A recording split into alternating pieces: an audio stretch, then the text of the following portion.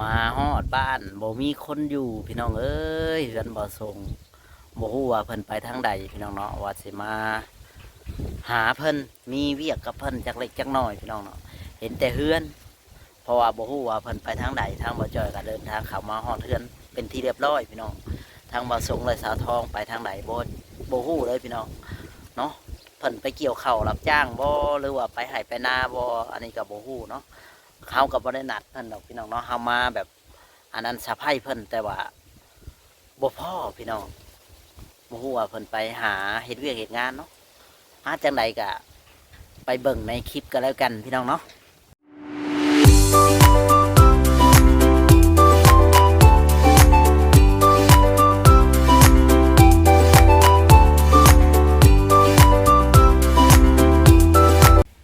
สวัสดีและสบายดีพ่อแม่พี่น้องเนาะมามื้อนี้ก็บ่ฮู้ว่าสาวทองกับบ่าวสงไปทางใดเด้พ่อแม่พี่น้องเนาะมาก็เห็นบันไดเอาขึ้นไว้แล้วพ่อแม่พี่น้องเนาะบ่ฮู้ว่าเพิ่นไปทางใดพี่น้องเอ้ยมื้อนี้เนาะเพิ่นไปทางไหนเด้คือว่ามีคนแท้สาวทองกับบ่าวสงไปทางใดบ้านนี้ก็มาถ่ายให้พ่อแม่พี่น้องเบิ่งเนาะพี่น้องบ่ฮู้ว่าเรา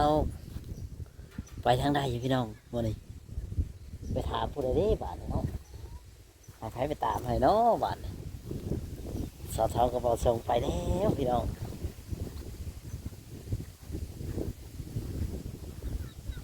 บ่ฮู้ว่าเพิ่นไปใช้เอาเพื่อนเพิ่นนี่ก็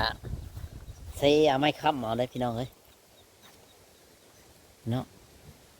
โอ้วันเพื่อนมันสิลบเอาไม้ค้ำเอา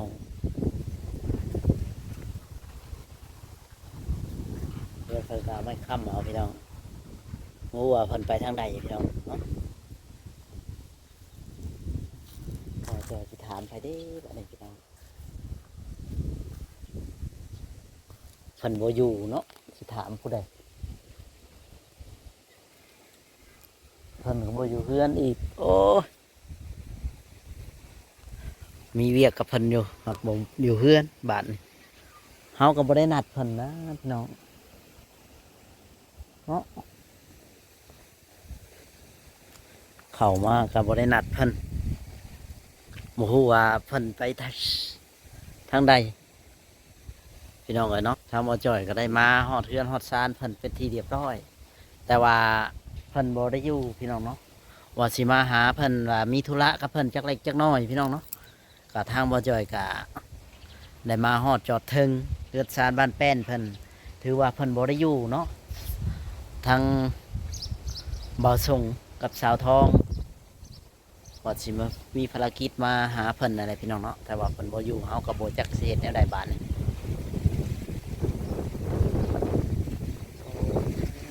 มาบัดนี้เสียเที่ยวเลยพี่น้อง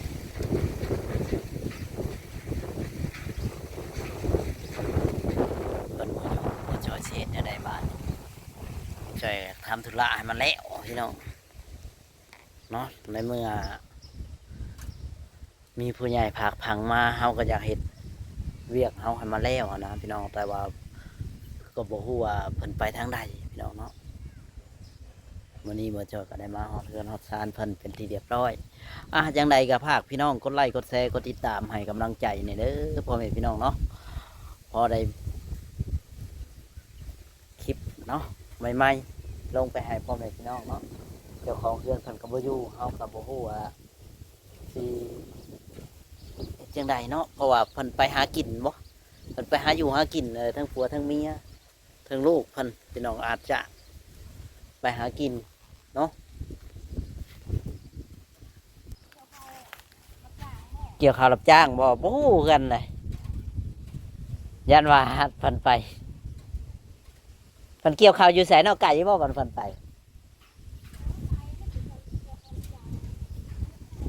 อ๋อ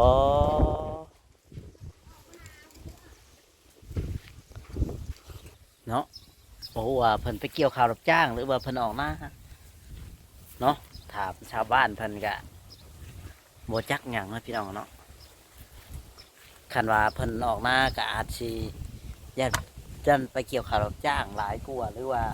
ออกหน้าเนาะเขาก็บฮูเพราะว่าชาวบ้านแถวนี้เขาก็บ่ค่อยอันนั้นกันนะพี่น้องเนาะบ่ฮู้ว่า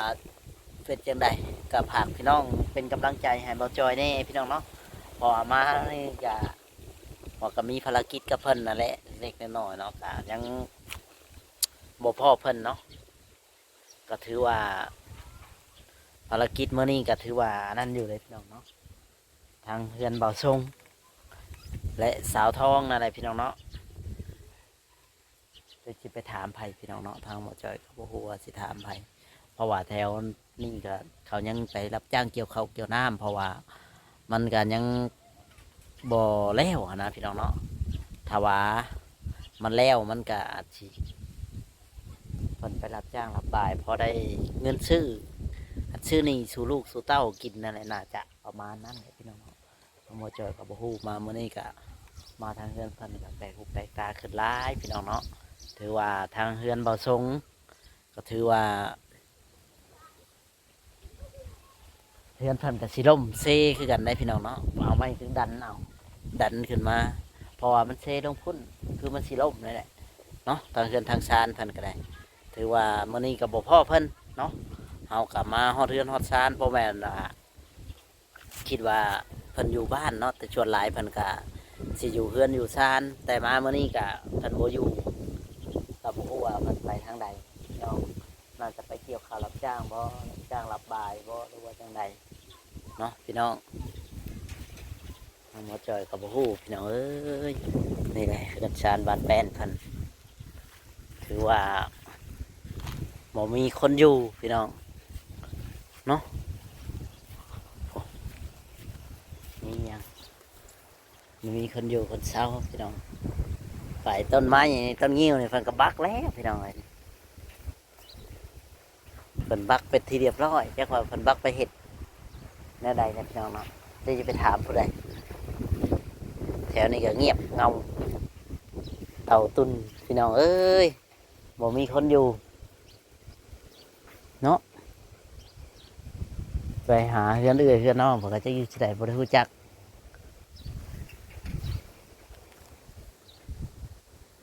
เพิ่นไปทางไหนเนาะเพิ่นไปพุ่นชาวบ้านเพิ่นว่าไปพูดเลยพี่น้องไปนาพุ่นเลยไปนาหรือไปยังนั้นไปเกี่ยวข้าวเกี่ยวน้ำถามชาวบ้านเขาอะไรพี่น้องเลยก็ถือว่าเพิ่นก็เริ่มบักแล้วพี่น้องต้นงิ้วเลยนี่เนาะเพิ่นก็บักไปถ้ามันแปลนไปอะไรพี่น้องเนาะถือว่าเพิ่นก็เกิดชานบ้านแป้นเพิ่นก็รู้จักนี่เพิ่นก็สินถอกสินพื้นไว้เพื่ออันนั้นพี่น้อง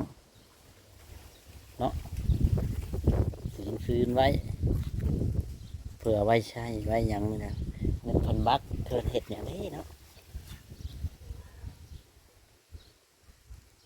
เนี่ยเตียงเพิ่นก็เฮ็ดเองพี่น้องนะหาไม่หาตอบพอได้นั่งเพิ่นก็ได้หรือว่าเพิ่นก็ยังอยากเฮ็ดอยากอันนั้นอยู่พี่น้องเนาะมามื้อนี้ก็บ่พอเพิ่นโอ้ยตายคือว่านั่นแหละพี่น้องอยู่ทางเฮือนทางซานเพิ่นก็เอาไม้ค้ำไม้อันนั้นแทนไว้พี่น้องเนาะเลาะเบิ่งเฮือนเพิ่นนี่ได้พี่น้องเนาะเพราะว่าเพิ่นบ่ได้อยู่เขาก็มาถ่ายเฮือนเล็กๆน้อยๆให้พ่อแม่พี่น้องFCได้เบิ่งเนาะทางเฮือนเบาส่งได้สาวทองพี่น้องนี่แหละเพิ่นก็เอาไม้ค้ำแล้วพี่น้องเอ้ยเพราะว่าสงสัยมันล่มมันมันย่วยมานะพี่น้องแต่ว่าเพิ่นมันก็เซมาพี่อยู่เนาะเพิ่นเลยเอาไม้ดันไว้เพราะว่ายานมันล่มนะพี่น้องดันมันสองข้างเฮือนก็สิพังดีแต่ว่าเพิ่นได้สังกะสีมามุงไว้ก่อนนะพี่น้องแต่คือตอนนั้นโอ้ยจากแม่เสี่ยวเลยแหละพี่น้องเลยก็ได้ว่าเพิ่นได้สังกะสีมามุงไว้ก่อนเพิ่นได้ชั้นนี้อะไรพี่น้องบ่ฮู้ว่าเพิ่นไปทางใดเพราะว่าเฮาก็มาหาเพิ่นแล้วบ่พอเนาะทาง เฮือนบ่สงนี่แหละพี่น้องมาถ่ายรอบๆให้เพิ่นเบิ่งเนาะก็ถือว่าความว่างเปล่ามันเนี่ยบ่พอหายไปพี่น้องเลยเพิ่นบ่อยู่เนาะถือว่ามื้อนี้ก็มาฮอดเฮือนฮอดชานกับบ่อยู่จักเพิ่นไปทางใดไปเกี่ยวข้าวบ่ถามชาวบ้านว่าเกี่ยวข้าวที่ว่าไปเกี่ยวข้าวเกี่ยวน้ำนี่แหละพี่น้องเนาะทางเห็นแต่เฮือนคิดว่าร้านสิไปเกี่ยวข้าวเนาะพี่น้องคิดว่าประมาณนั้นเนาะเกี่ยวข้าวเกี่ยวน้ำหรือว่า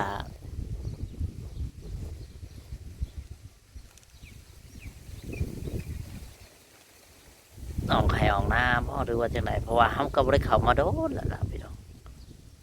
พอดีเข้ามาเมื่อนี้ก็บอกพ่อเป็นเพราะว่าถ้าสิให้คนไปตามกับบ่มีคน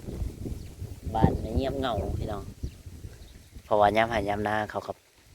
ผู้บางคนก็แล้วผู้บางคนก็ยังบ่แล้วนะพี่น้องก็เอายังออกให้ออกหน้าอยู่บางคนก็ได้บางคนฝันแล้วเพิ่นก็อยู่แต่คนเฒ่าคนแก่นั่นแหละส่วนหลายคันอยู่ก็ได้คันบ่มีคนอยู่ก็คือแล้วล่ะพี่น้องเขาเจอก็มาหากับบอกพ่อนะพี่น้องเลย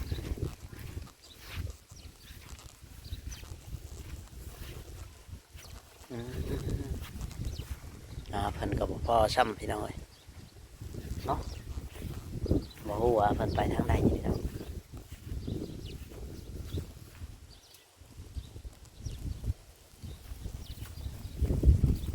เพิ่นไปทางไหนเด้อถือว่าพาว่าทำภารกิจว่าสิพาเพิ่นมาซื้อดินซื้อดอนเพิ่นอะไรพี่น้องเนาะแต่บ่ฮู้ว่าเพิ่นบ่อยู่ก็เลยบ่ได้อันนั้นแหละเนาะเรื่องซื้อดินอะไรพี่น้องเนาะว่าจะสิมาพาเพิ่นไปซื้อดินนะสินัดสิบอกให้เพิ่นอยู่ให้คนอื่นให้เพิ่นอยู่นะก็บ่ฮู้ว่าเพิ่นอยู่หรือบ่พี่น้องเนาะก็ยันว่าเพิ่นบ่อยู่บอกบ่ได้อีกจักสิบอกนำผู้ใดบ่มีฮอดคนพี่น้องเฮาก็อยากอันนั้นอยู่ได้พี่น้องเนาะมันหากบ่มีคน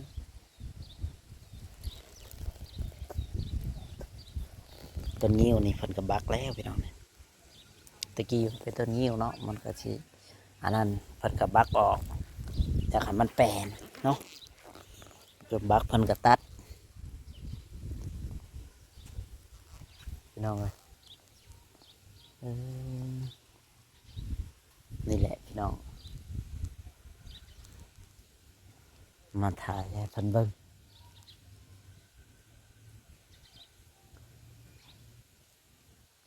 หวานแหละพี่น้อง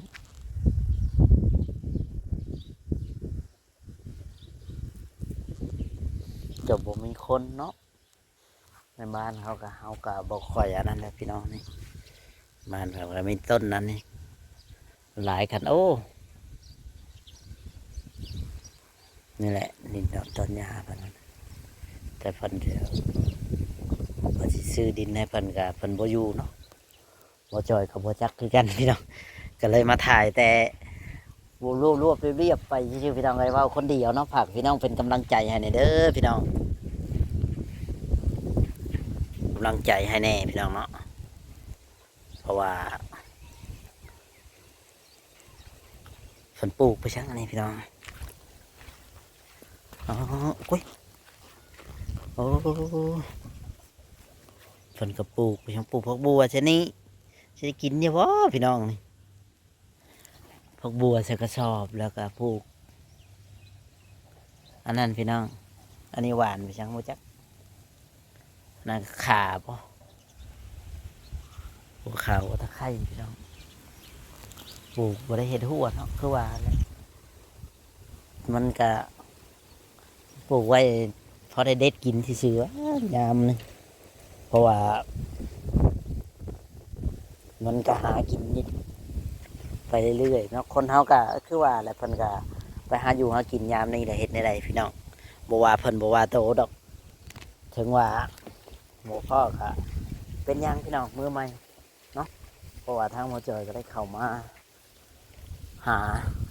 เพิ่นแล้วมันบ่พอเนาะก็บ่จักว่า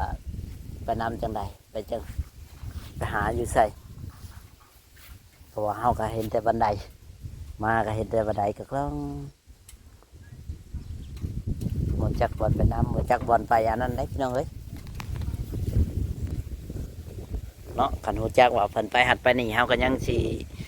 พอสิคล้องได้อันนี้เฮาบ่จักเลยโอเคพี่น้องคลิปนี้ก็สิบ่มีหยังหลายเนาะถ้าว่าผิดพลาดประการใดก็ขอโทษขออภัยนำพ่อแม่พี่น้องเนาะทางบ่จ่อยก็สิขอจบคลิปไว้ที่เพียงเท่านี้เนาะพ่อแม่พี่น้องถ้าว่าอันนั้นก็จังใดก็ฝากเป็นกำลังใจให้เด้อพี่น้อง FC ทุกคนทุกท่านที่เข้ามาดูมาชมเนาะเฮือนสาวทองและบ่าวซุงพี่น้องเอ้ยเนาะก็ฝากเป็นกำลังใจให้ว่าสิมาซื้อดินซื้อดอนให้ก็บ่ได้เจอเจ้าของเฮือนพี่น้องว่าสิพาไปซื้อก็บ่ได้แหละพี่น้องเอ้ยเนาะโอเคพี่น้องทางบ่จอยขอจบคลิปลงเพียงเท่านี้พ่อแม่พี่น้องก็สิไปให้เนาะก็คือว่าดูรอบๆบ้านเขาครับเพียงแต่ชั้นนี้อะไรพี่น้อง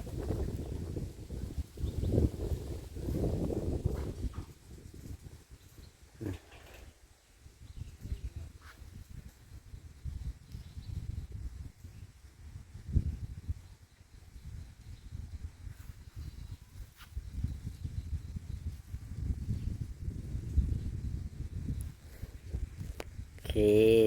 สวัสดีและสบายดีสบายดี